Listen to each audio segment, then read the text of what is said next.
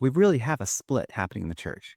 And I mean, if you don't know it, your head's in the sand because you haven't talked to your neighbors enough. There really is a split between these people who, the polygamy deniers, and the polygamy affirmers, or you might call them the Joseph lighters and the polygamy deniers.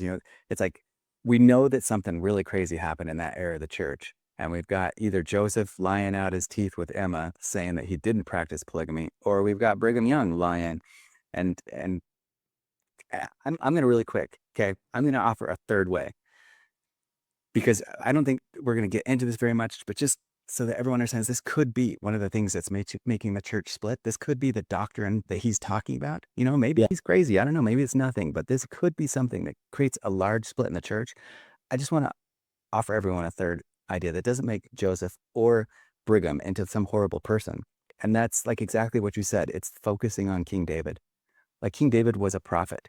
He was a man after God's own heart, right? He was chosen by God.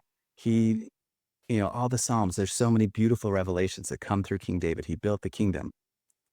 But it's like once we really espouse the idea that God uses very flawed people to do his purposes, but that doesn't mean that he condones the acts of the person. Like David was an empire builder. He was a warrior, a conqueror. He murdered thousands of people. You know what I mean? He's out there chopping off heads, putting people to death. But at the same time, he's so kind-hearted. He respects Saul's priesthood and authority enough that he doesn't kill him when he could. Like we can come up with a third way where we understand that God may not have commanded polygamy, but he may have allowed these people to do it and to kind of twist the scriptures, and may still, that doesn't mean that Brigham Young is cast off. That doesn't mean that Brigham Right. Young wasn't a prophet. Right. And it doesn't mean that Brigham Young didn't do some incredible things. Did he make some mistakes? Yeah, but God still uses him. And so we've got to be okay with God's servants making mistakes.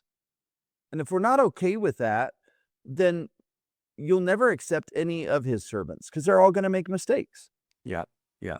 Uh, Let's use that as a foray.